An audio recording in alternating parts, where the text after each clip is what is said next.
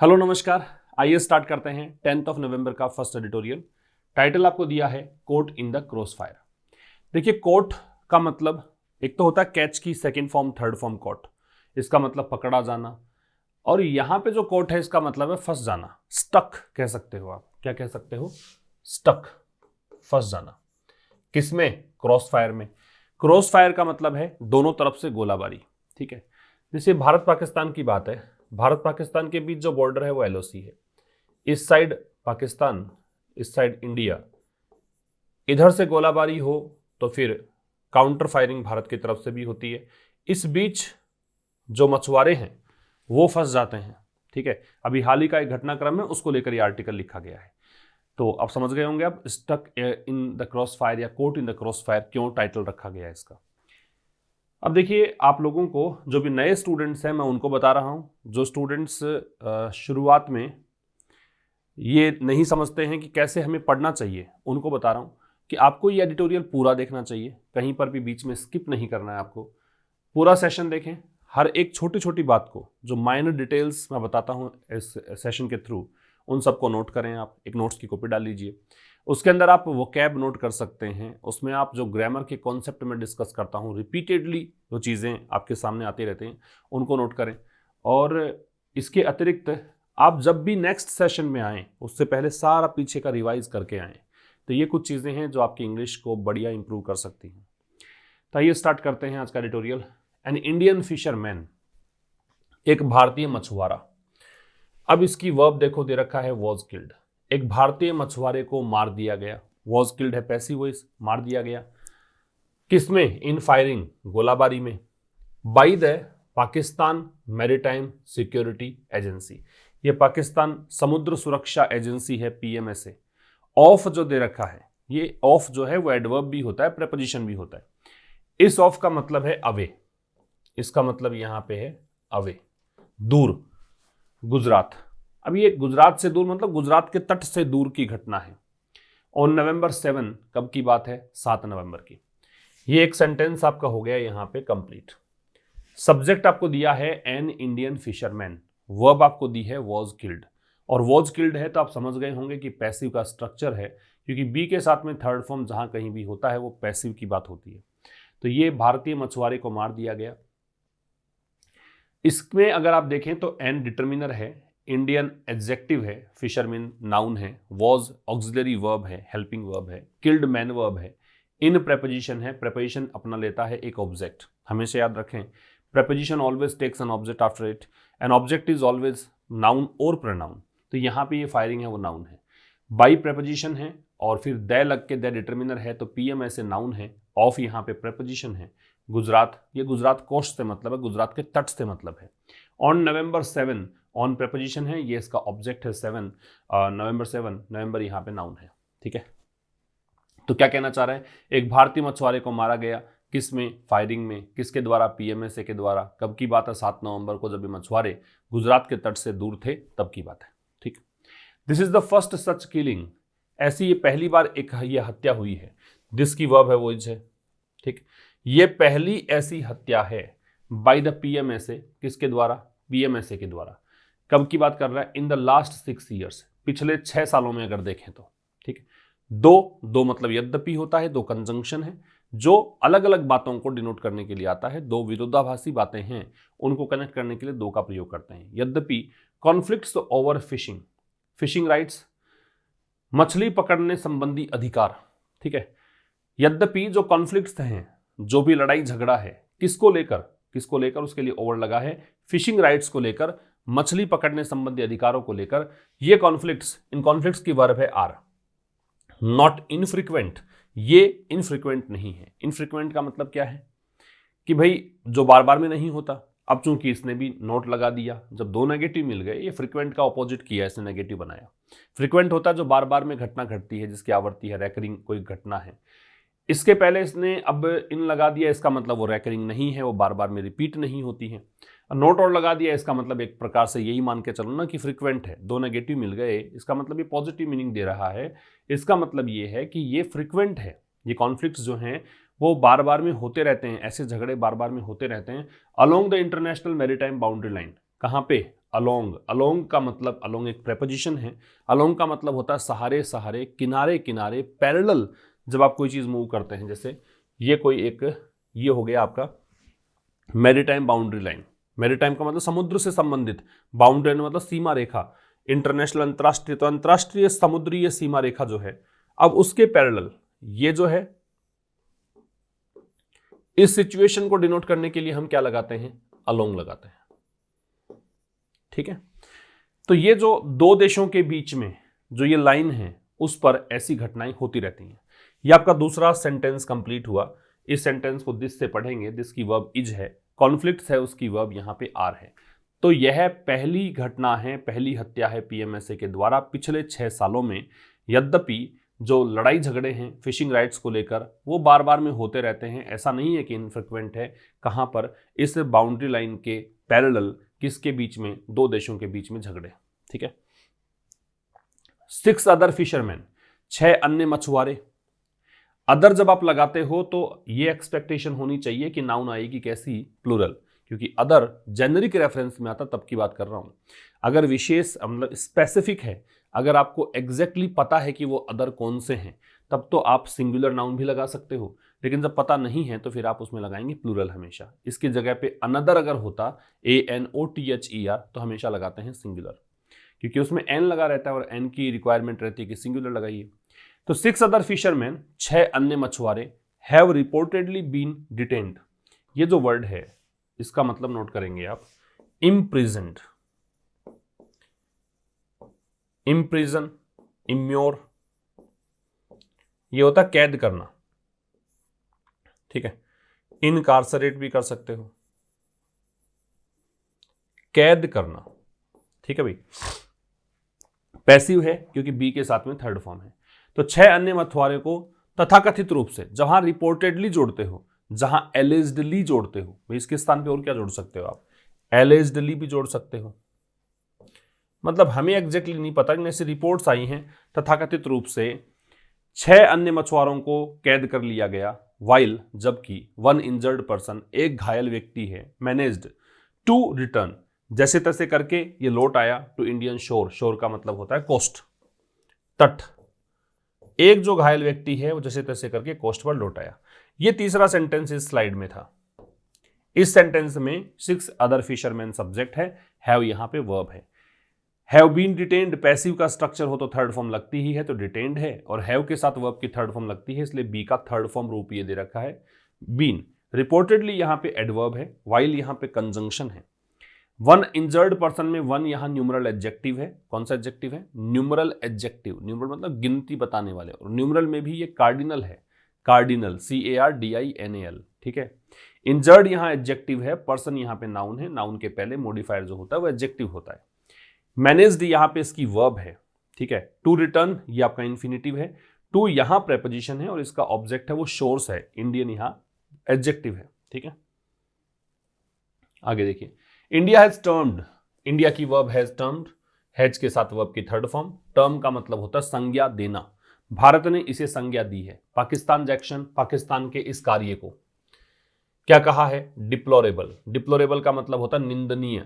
ठीक है, भारत ने कहा है कि ये काम जो है, ये पाकिस्तान ने जो काम किया है वो निंदनीय है, मतलब कंडेमेबल कह सकते हो डिप्लोरेबल को, क्रिटिसाइज करने योग्य कह सकते हो डिप्लोरेबल को। तो भारत ने इस पाकिस्तान के काम की संज्ञा क्या दी है कि डिप्लोरेबल है। एंड इन कॉन्ट्रावेंशन, और ये कहा है कि ये उल्लंघन किया है।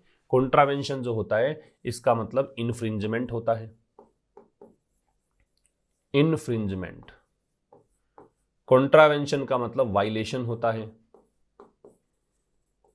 ठीक है, उल्लंघन, ब्रीच कह सकते हो। अब ऐसे किसी एक वर्ड को देखकर 2, 3, 4, 5 वर्ड्स आपको याद आ जाएं, उस दिन समझ लेना कि अंग्रेजी बढ़िया चल रही है आपकी और सही दिशा में आप आगे बढ़ रहे हैं।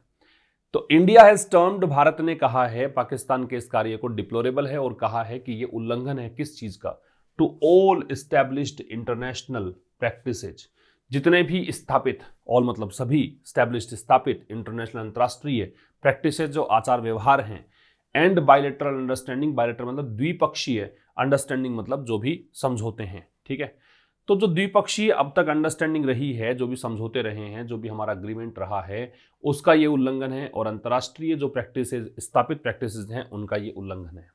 ठीक है, अब ये हो गया आपका एक सेंटेंस। यहां पे इंडिया की वर्ब हैज टर्म्ड, हैज के साथ वर्ब की third form, Pakistan action deplorable. Deplorable adjective है क्योंकि ABLE से एंड है। जिन वर्ड्स का एंड ABLE से करते हैं वो भी एडजेक्टिव्स होते हैं, तो डिप्लोरेबल एडजेक्टिव है। ठीक है, तो पाकिस्तान के एक्शन को कहा है डिप्लोरेबल और कहा है कि ये उल्लंघन है। किसका उल्लंघन है? तो वायलेशन किसका है, इन्फ्रिंजमेंट किसका है, कॉन्ट्रावेंशन किसका है, तो टू लग जाएगा। किसका है? सभी स्थापित इंटरनेशनल प्रैक्टिसेस का। प्रैक्टिसेस नाउन है, इंटरनेशनल एडजेक्टिव है, एस्टैब्लिश्ड भी एडजेक्टिव है। तो जिन वर्ड्स के बाद में लास्ट में AL लगता है वो भी एडजेक्टिव्स होते हैं। स्टैब्लिश्ड ये पास्ट पार्टिसिपल है, तो अगर किसी वर्ब के साथ में आपने ED लगा रखा है या थर्ड फॉर्म कर रखी है और वो नाउन से पहले लगा रखा है तो फिर वो एडजेक्टिव हो जाएगा। ऑल है वो डिटर्मिनर है। एंड कंजंक्शन हो गया। बाइलेटरल द्विपक्षीय, ये BI है, इसका मतलब दो होता है। अगर मोनो होता तो एक होता, UNI होता तो एक होता, अगर मल्टी होता तो दो से अधिक होते, TRI होता तो तीन होते। लेटरल का मतलब होता है साइड। ठीक है, तो द्विपक्षीय। ऑन मंडे, मंडे को the ministry of external affairs, ये हो गया विदेश मंत्रालय। तो मंडे को ये जो मिनिस्ट्री है एक्सटर्नल अफेयर्स वाली, ये जो विदेश मंत्रालय है, इसने क्या किया? समन किया। समन का मतलब तलब करना, बुलाना। इसने बुलाया किसको? एक पाकिस्तानी डिप्लोमेट को, एक पाकिस्तानी राजनयिक को। हु रिलेटिव प्रोनाउन है तो कनेक्ट कर दो इससे पहले वाले शब्द को। ये भारतीय जो पाकिस्तानी राजनयिक है वॉज आस्ड, इससे पूछा गया। पैसिव हो गया, बी के साथ में थर्ड फॉर्म। क्या पूछा गया?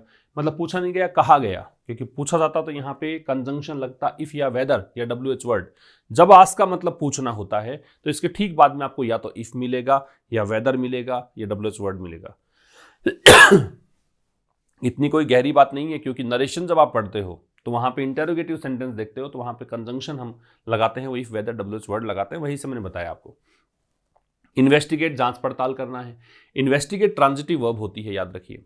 ट्रांजिटिव वर्ब का मतलब है कि उसके बाद में ऑब्जेक्ट होता है। ऑब्जेक्ट है तो इसका मतलब इसके बाद प्रेपोजिशन नहीं लगता है। तो कई जगह पे आपको एग्जाम में इन्वेस्टिगेट के साथ में इनटू देकर मिलेगा, वो गलत करके आना है आपको। ठीक है, तो हु वॉज आस्क्ड, जिससे कहा गया कि आप जांच पड़ताल करो किसकी? द इंसिडेंट, घटना की। अब देखो इंसिडेंट से पहले द लगा है तो ये घटना वही है जो भारतीय मछुआरे की हत्या की गई, वो घटना है, तो निश्चित हो गया, तो इसलिए द लग गया।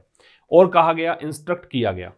मतलब और क्या कहा गया? कि आप इंस्ट्रक्ट करो, निर्देश दो अपनी फोर्सेज को। ठीक है, इंस्ट्रक्ट करो मतलब निर्देश दो अपनी फोर्सेज, अपनी सेना को, to refrain from, refrain from मतलब दूर रहे, परहेज करे। अनप्रोवोक्ड फायरिंग, अनप्रोवोक्ड का मतलब जिसे उकसाया नहीं गया हो, प्रोवोक का उकसाना, अनप्रोवोक नहीं उकसाना। अनप्रोवोक्ड एडजेक्टिव बन रहा है, पास्ट पार्टिसिपल। फायरिंग का गोलाबारी, तो बिना उकसाए गोलाबारी नहीं करनी है, ये भी कहा गया। ठीक है, ये हो गया है आपका दूसरा सेंटेंस। ऑन मंडे, ये आपका एक एडवर्ब है, टाइम एडवर्ब है। ऑन मंडे, ऑन प्रेपोजिशन है, मंडे इसका ऑब्जेक्ट है। ठीक है, नाउन है वैसे मंडे।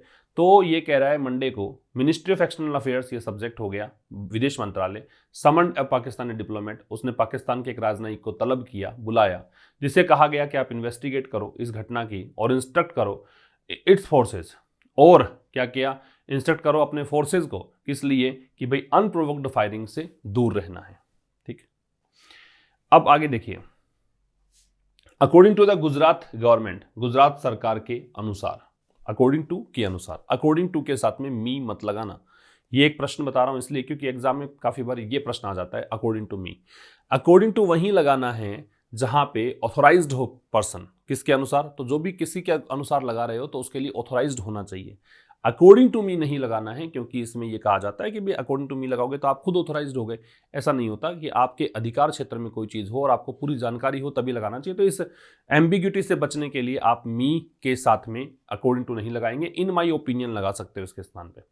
तो अकॉर्डिंग टू गुजरात गवर्नमेंट के अनुसार अ टोटल ऑफ 345 फिशरमैन, ये इतने जो मछुआरे हैं, कुल मिलाकर 345 मछुआरे, फ्रॉम द स्टेट, इस राज्य से, कहाँ से? गुजरात से, वर लॉज्ड, लॉज का मतलब यहाँ पे ठूसना है, लॉज का मतलब यहाँ पे टेम्पररी स्टे करना है। ठीक है, तो इनको डाला गया जेल में, पाकिस्तान की जेल्स में, एज ऑन दिसंबर 2020। ये कब की बात है? एज ऑन वहाँ लगाते हैं जहाँ एक पर्टिकुलर डे या डेट की हम बात करते हैं। तो दिसंबर 2020 की ये बात है। दिसंबर 2020 तक 345 अन्य मछुआरे जो हैं उनको जेल में डाल दिया गया था। ठीक है।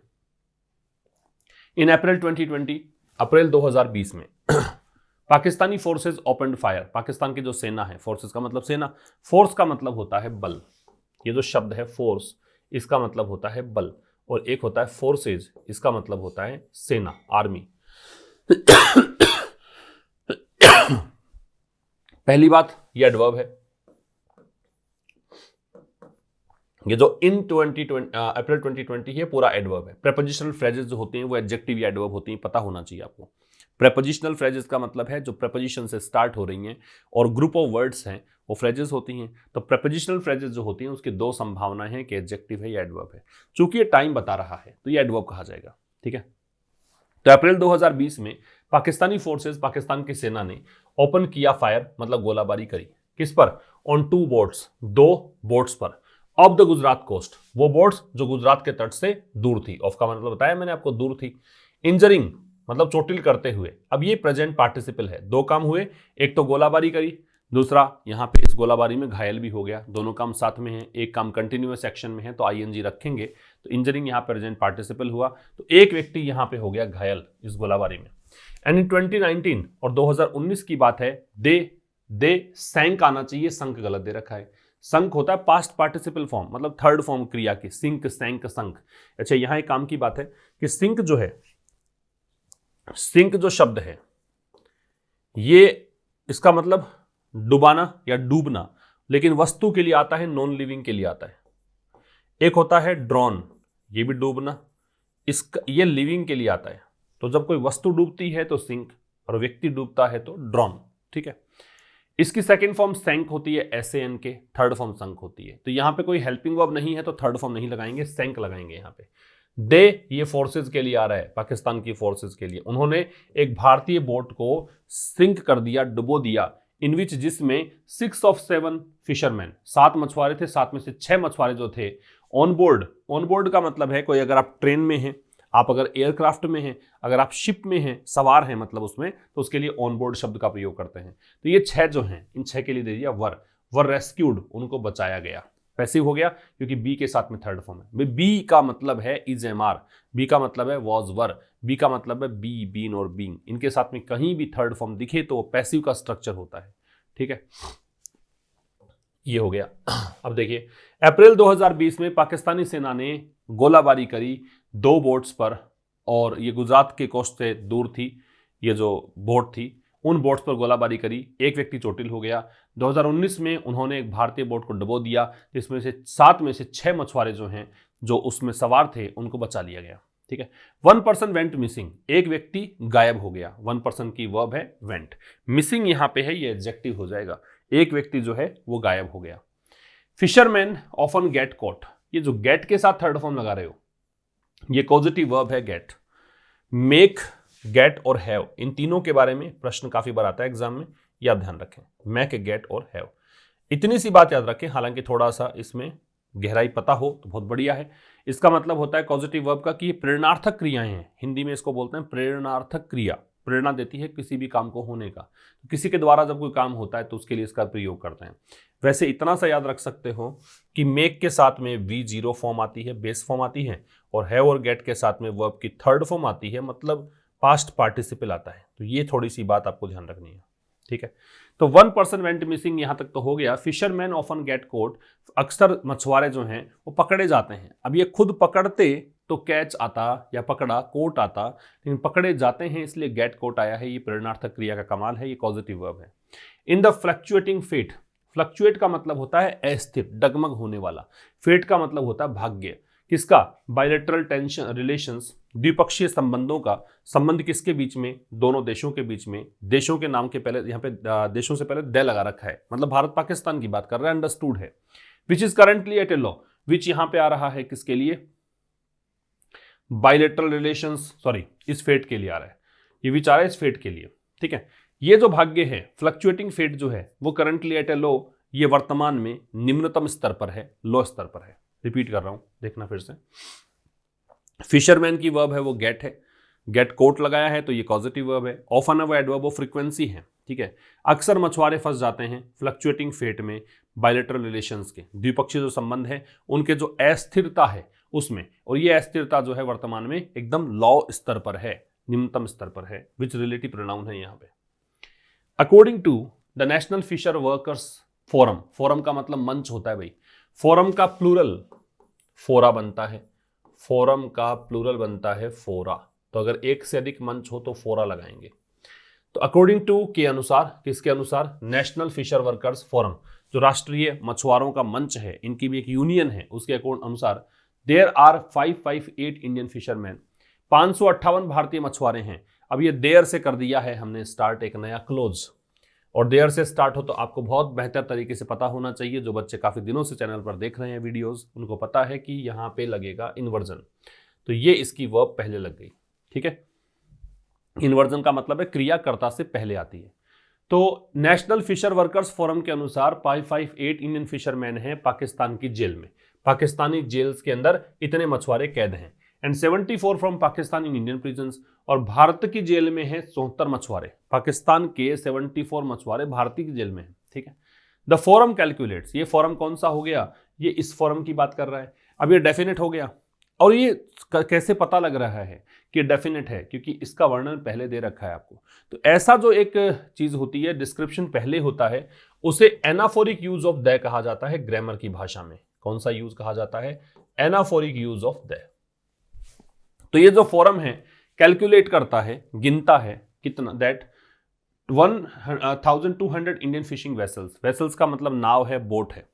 तो ये जो फोरम है, ये जो मंच है, ये कैलकुलेट करता है कि 1200 भारतीय जो मछली पकड़ने वाली नाव है, आर, अब ये वेसल्स के लिए आ गया आर, ये बोट के लिए वेसल्स है, इन पाकिस्तान कस्टडी, ये पाकिस्तान की गिरफ्त में है, कस्टडी में है, ठीक है।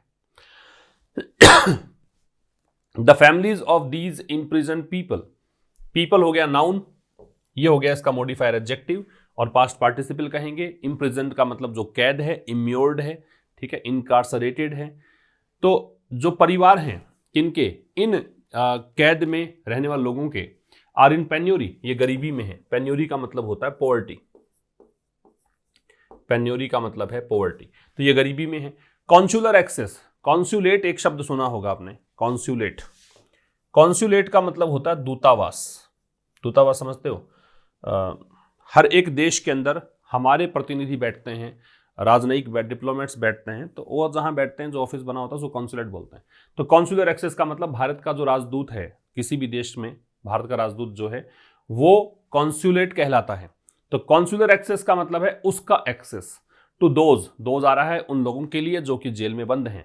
इन प्रिजन, तो वो लोग जो जेल में बंद हैं उनके लिए कॉन्सुलर एक्सेस जो है इज डिफिकल्ट, वो मुश्किल है, ठीक है। एक्सेस है वो अपने साथ में टू लग जाता है कि एक्सेस कहाँ का, एक्सेस मतलब अप्रोच, एक्सेस मतलब रीच, आपकी पहुंच, ठीक है। ओनली 295 ऑफ द 558 प्रिजनर्स, अब ये जो 558 का आंकड़ा बताया, इन प्रिजनर्स में से केवल कितने, 295 इन पाकिस्तान, पाकिस्तान में could have their nationality verified, ये क्या कर पाए, अपनी नेशनलिटी को वेरीफाइड करवा पाए, सत्यापित करवा पाए। 558 प्रिजनर्स पाकिस्तान की जेल में थे, वो उनमें से केवल 295 हैं वही ऐसा करवा सके। कुड हैव थर्ड फॉर्म दे रखी है, देयर यहां पे इनके लिए पजेसिव एडजेक्टिव आ रहा है, इन प्रिजनर्स के लिए, नेशनलिटी नाउन है, और वेरीफाइड, वेरीफाई की थर्ड फॉर्म है। इन 2007, ये देखो ये भी पॉजिटिव वर्ब है, हैव के साथ में वर्ब की थर्ड फॉर्म, ठीक है। एक तो could have plus third form ऐसा है कि हो सकता था, और चूंकि ये करवा सके, किसी और से वेरिफिकेशन करवाना था इनको, तो ये पॉजिटिव वर्ब है, इसलिए हैव के साथ में थर्ड फॉर्म है। इन 2007 में, ये भी एडवर्ब है, प्रेपोजिशनल फ्रेज है, टाइम एडवर्ब है। 2007 में बोथ कंट्रीज, भारत पाकिस्तान की बात है, इन्होंने क्या किया, फॉर्म किया, बनाया क्या, अ जॉइंट जुडिशियल कमिटी, एक संयुक्त न्यायिक समिति बनाई, कंप्राइजिंग, जिसमें शामिल है, कंप्राइज भी एक ट्रांजिटिव वर्ब है, आगे सीधा ऑब्जेक्ट लगता है, तो इसका ऑब्जेक्ट लग रहा है 8 रिटायर्ड जजेस। इसमें 8 रिटायर्ड जजेस थे, 4 ईच साइड से थे, ईच मतलब 2 साइड है, 2 में से प्रत्येक। अच्छा, यहां पे प्रश्न बनता है आपका एक एग्जाम में, कॉमन एरर में आपसे पूछ लिया जाता, इस सेम सेंटेंस में यहां ईच के स्थान पे दे दिया जाता आपको एवरी, तो ये गलत हो जाता, क्योंकि एवरी का स्टार्ट जो है वो 3 से होता है, एवरी का प्रयोग 3 या 3 से ज्यादा के लिए होता है, ईच का प्रयोग 2 या 2 से अधिक के लिए होता है। तो यहाँ पे 2 की बात कर रहे हैं, तो इस कारण से ईच ही आएगा, एवरी नहीं आएगा। तो कह रहा है 8 जजेस में से 4 भारत के और 4 पाकिस्तान के। ठीक है, तो 2007 में दोनों कंट्रीज ने फॉर्म किया, बनाया एक ज्वाइंट जुडिशियल कमिटी जिसमें 8 रिटायर्ड जजेस थे, 4 भारत के थे, 4 पाकिस्तान के थे। किस लिए? To facilitate. फैसिलिटेट का मतलब होता है make something easier, make something easier. किस लिए बनाया? आसान बनाने के लिए, सुगम बनाने के लिए। किस चीज को? The exchange of civilian prisoners. Civilian का मतलब हो गया, देखो एक तो होता है आर्मी, एक सिविलियन, आम नागरिक के लिए यूज करते हैं सिविलियन। तो ये कह रहा है जो सिविलियन प्रिजनर्स हैं भी, कोई नागरिकों में से किसी को कैदी बना दिया आपने, तो उनका एक्सचेंज करने के लिए, एक्सचेंज का मतलब अदला बदली करना, इसको आसान करने के लिए कि हम तुम्हारे लोगों को छोड़ेंगे, तुम हमारे लोगों को छोड़ दो, इसके लिए बनाया। द मैकेनिज्म, ये जो सिस्टम है, सिस्टम मैकेनिज्म कहलाता है। ये जो सिस्टम बनाया था, ये कमिटी बनाई थी, हैज बीन डिफंक्ट। डिफंक्ट का मतलब होता है निष्क्रिय, अनयूज्ड या डिसयूज्ड। इसका यूज नहीं किया गया या डिसयूज्ड रही है। कब से? 2013 से। मतलब ये कमेटी काम नहीं कर रही है, सिस्टम काम नहीं कर रहा है। An attempts to revive it, और जो प्रयास हैं इसको सक्रिय करने के, रिवाइव मतलब रिस्टोर करने के, फिर से एक्टिव करने के, इन 2018 में प्रयास किया गया कि वापस से यही सिस्टम चालू किया जाए। इस प्रयास ने कोई सफलता प्राप्त नहीं की। बेयर फ्रूट जो होता है, इसका मतलब होता है टू गेट सक्सेस, सक्सेसफुल होना, सफलता प्राप्त करना। ठीक है। सिविलियंस अलोंग इंटरनेशनल बॉर्डर्स, अंतर्राष्ट्रीय जो सीमा है उसमें जो सिविलियंस हैं उसके सहारे सहारे अलोंग दे रखा था, बताया था मैंने कि उसके पैरेलल जो सिविलियंस हैं ऑफन गेट कॉट, फिर देखो पैसिव है, या अक्सर पकड़े जाते हैं, या अक्सर कहते हैं कि फंस जाते हैं इन डिस्प्यूट्स, विवादों में, बिटवीन कंट्रीज, देशों के विवादों में। And India has several such hot spots, और भारत में तो ऐसे अनेकों हॉट स्पॉट्स हैं। सेवरल डिटर्मिनर है, इसके बाद नाउन प्लूरल आता है। हॉटस्पॉट का मतलब ऐसा केंद्र जहां पे बहुत ज्यादा मात्रा में, बहुत अधिक संख्या में कोई एक्टिविटी होती है। ठीक है, तो ऐसी एक्टिविटीज कि वहां पे नागरिक जो हैं वो फंस जाते हैं, आम नागरिक। तो ये घटनाएं भारत में तो घटती रहती हैं, ऑन लैंड एंड इन सी, चाहे आप जमीन पे बात करें, थल भाग की बात करें, या जल भाग की बात करें, समुद्र में बात करें, दोनों जगह पे ऐसा है।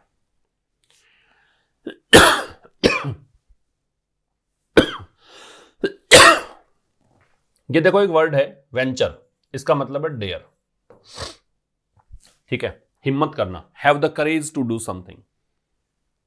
इवन फिशरमैन, यहां तक कि मछुआरे, venturing near the India Sri Lanka maritime border, जो साहस करते हैं इनके पास जाने का, India Sri Lanka maritime border. Maritime मतलब समुद्र से संबंधित, तो समुद्रीय जो सीमा है वहां जाने का प्रयास करते हैं। वो फिशरमैन अक्सर, फॉल विक्टिम का मतलब शिकार हो जाना, वो शिकार हो जाते हैं, वो भी मतलब फंस जाते हैं। दो यद्यपि, ये फिर कंजंक्शन है, विरोधाभासी बातों के लिए आता है। यद्यपि दोनों देश जो हैं, भारत और श्रीलंका की बात कर रहा है, मेंटेन करते हैं कोर्डियल बायलैटरल टाइज। कोर्डियल का मतलब है जीनियल,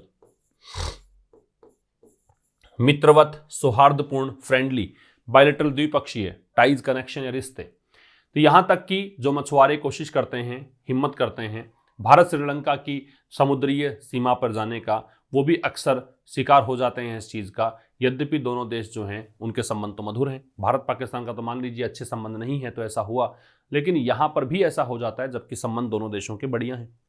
मैनी इंडियन विलेजेस, अनेकों भारतीय गांव, अलोंग द बॉर्डर्स, बॉर्डर्स के पैरेलल, बॉर्डर्स के साथ लगती है, म्यांमार और बांग्लादेश के साथ। ये villages also become theatres of conflict. Theatre मतलब रंगमंच, स्टेज, कॉन्फ्लिक्ट का मतलब संघर्ष, लड़ाई, ये भी झगड़े का रंगमंच बन जाते हैं। ठीक है, तो कह रहा है बहुत से भारतीय गांव हैं जो क्या करते हैं, ये भी बिकम, यहां मैन वर्ब है, मैन वर्ब से पहले ऑल्सो लगता है, ये भी कॉन्फ्लिक्ट का थिएटर्स बन जाते हैं। ये कौन से बॉर्डर्स की बात कर रहा है? जो बॉर्डर्स लगती हैं म्यांमार और बांग्लादेश को, उनकी बात कर रहा है। एज, क्योंकि, एज यहां कंजंक्शन है, बिकॉज का मीनिंग देगा क्योंकि। Communities often find it difficult, क्योंकि जो कम्युनिटीज हैं वो अक्सर उनको मुश्किल लगती है ये काम, to reconcile with international borders. Reconcile का मतलब होता है किसी चीज को स्वीकार कर लेना, किसी के साथ सामंजस्य बैठाना, तो उनको मुश्किल लगता है अंतर्राष्ट्रीय बॉर्डर्स के साथ सामंजस्य बैठाना, हार्मोनाइज करने में। ठीक है, दैट डिवाइड, अब ये बॉर्डर्स कौन सी है? बॉर्डर्स के लिए दैट है, ये वो बॉर्डर्स हैं जो डिवाइड करती हैं उनके पारंपरिक क्षेत्रों को। स्पेयर्स का मतलब है एरिया। ठीक है, उनके पारंपरिक क्षेत्रों, ट्रेडिशनल एडजेक्टिव है, क्योंकि मैंने बताया कि एल एंडिंग वर्ड्स होते हैं वो एडजेक्टिव्स होते हैं। Of economic and social activities, क्षेत्र कौन से हैं? आर्थिक और सामाजिक एक्टिविटीज का मतलब जो भी काम होते हैं उनकी बात कर रहा है, ठीक है। तो ये समझ में आ ही गया होगा, आसान सा एडिटोरियल है। Pakistan has aggressively sponsored, sponsor का मतलब होता है समर्थन करना, स्पॉन्सर का प्रायोजित करना। तो पाकिस्तान ने बहुत ही आक्रामक ढंग से, एडवर्ब है ये, हैज के साथ थर्ड फॉर्म आ गई, ये इसकी वर्ब होगी। पाकिस्तान ने बहुत ही आक्रामक ढंग से प्रायोजित किया है वायलेंस को, हिंसा को। अच्छा याद रखिए कि पाकिस्तान यहाँ टीम का नाम होता है, क्रिकेट टीम मान लीजिए, कोई भी खेल खेलने की टीम है तो उसमें प्लूरल वर्ब का प्रयोग करते हैं। ये चूंकि देश है इसलिए यहाँ पे सिंगुलर वर्ब है। तो पाकिस्तान ने बहुत ही आक्रामक ढंग से स्पॉन्सर किया है वायलेंस को इन इंडिया, भारत में, and terrorist trained by its agencies, और इसकी जो एजेंसीज है उसके द्वारा जो ट्रेंड टेररिस्ट हैं, ठीक है, मतलब पाकिस्तान की एजेंसीज के द्वारा प्रशिक्षित जो आतंकवादी हैं, सेल का मतलब होता है जल यात्रा करना, समुद्र यात्रा करना, नाव से, जहाज से, उसको सेल बोलते हैं। इन्हें hijacked Indian fishing boat, hijack का अपहरण करना होता है। तो ये भारत की एक मछली पकड़ने वाली बोट थी, उसको इन्होंने अपहरण कर लिया था, उसको पकड़ लिया था, अपनी गिरफ्त में ले लिया था, अपनी कस्टडी में ले लिया था। उस बोट के द्वारा ही यहाँ पर इसकी एजेंसीज के द्वारा प्रशिक्षित आतंकवादी घुस आए थे। 2008 की बात है, मुंबई आ गए थे ये, ठीक है। एक अलग पहलू बता रहा है कि पाकिस्तान किस प्रकार से काम करता है, किस प्रकार से आतंकवादी प्रशिक्षण देता है, भारत में ये प्रवेश कर जाते हैं उसी बोट से, चूँकि वो बोट देखने पे तो लगेगा कि भारत की बोट है, लेकिन ये अपने आतंकवादियों को वहाँ पे भेज देते हैं, क्योंकि उनको भारत की बोट है इसलिए उनको एंट्री मिल जाती है, लगता है कि भारतीय मछुआरे होंगे। इस प्रकार से गलत गतिविधियां भी यहाँ पे हो जाती हैं। तो पाकिस्तान ने अग्रेसिवली स्पॉन्सर किया है वायलेंस को भारत में, और टेररिस्ट जो हैं, इसके एजेंसी से प्रशिक्षित जो हैं, वो उन्होंने यात्रा की है हाईजैक्ड इंडियन फिशिंग बोट में। 2008 की बात है और मुंबई आए थे। इट इज़ अ ट्रेजेडी, ये एक दुखांत घटना है। ट्रेजेडी का ऑपोजिट जो वर्ड है वो कॉमेडी होता है। ट्रेजेडी का ऑपोजिट जो वर्ड है वो होता है कॉमेडी। तो यह एक दुखांत घटना है दैट ऑर्डिनरी पीपल, कि जो सामान्य लोग हैं, could end up in a foreign prison, वो लोग एंड अप करें in a foreign prison. End up करेगा मतलब इनकी जीवन इस तरह से बीते, कहाँ बीते? फॉरेन प्रिजन में, मतलब कोई विदेश के अंदर जेल है वहां पर। वाइल ट्राइंग, वाइल के बाद जब भी वर्ब लगाएं तो सीधा आईएनजी लगाना है। क्या करते हुए? ये ड्यूरिंग का मीनिंग देता है। क्या करते हुए? टू अर्न देयर लाइवलीहुड, कि जब आजीविका यापन कर रहे हैं, कोशिश कर रहे हैं आजीविका यापन की, कमाने की, उस समय ये कहाँ मिले अपने आप को? एंड अप हो, मतलब इनकी वो आजीविका यापन की यात्रा है वो खत्म कहाँ हो? जेल में। तो ये बड़ी दुखद घटना है। India and Pakistan must consider, इन दोनों देशों को जरूर से इस बात पर विचार करना ही चाहिए। कंसीडर है मतलब विचार करना। This as a humanitarian crisis, इसको ऐसे मान लेना चाहिए कि ये मानवीय संकट है। ह्यूमैनिटेरियन, मानव से संबंधित, क्राइसिस का मतलब संकट, तो इसे मानना चाहिए कि मानवीय संकट है। एंड वर्क, अब चूंकि मस्ट दे रखा है तो रिपीट करने की जरूरत नहीं है मस्ट, लेकिन मान के चलो कि मस्ट यहाँ पे है, तो कंसीडर एंड वर्क, और इनको काम करना चाहिए किसको लेकर? रिजॉल्व करने को लेकर। इसे रिजॉल्व करने को लेकर काम करना चाहिए। And both countries must avoid, और दोनों देशों को जरूर से अवॉइड करना चाहिए एनी एस्केलेशन, एस्केलेशन का मतलब बढ़ोतरी, इंक्रीमेंट, इन टेंशंस, और दोनों देशों को जरूर से अवॉइड करना चाहिए एस्केलेशन को। इन टेंशन मतलब टेंशन में अगर बढ़ोतरी हो रही है तो उस चीज को बचना चाहिए, टेंशन नहीं बढ़ानी चाहिए। ऑन अकाउंट ऑफ का मतलब के कारण, किसके कारण? द लेटेस्ट इंसिडेंट, जो हाल ही में घटना हुई है उसको लेकर टेंशन ज़्यादा बढ़ानी नहीं चाहिए। टेंशन बढ़ाने वाले चीज़ों से बचने का प्रयास करना चाहिए। ये तो हो गया आज का एडिटोरियल, और ये एप्लीकेशन आप डाउनलोड कर लीजिए। यहाँ पर सारे पेड कोर्सेज आप एक्सेस कर सकते हैं। यहाँ पर फ्री टेस्ट आपको मिलेंगे, यहाँ पर पेड कोर्सेज आपको मिलेंगे। एक टेलीग्राम चैनल भी डाउनलोड करके रखें, मतलब जुड़ जाएं वहाँ पे भी। उसमें लाइफ एक्सप्रेस न्यूज़पेपर आपको मिलेगा और हर वीडियो का नोटिफिकेशन आपको मिलेगा। तो ये था आज के इस एडिटोरियल में। मुलाकात होगी कल एक नए सेशन के साथ, तब तक नमस्कार, थैंक यू वेरी मच।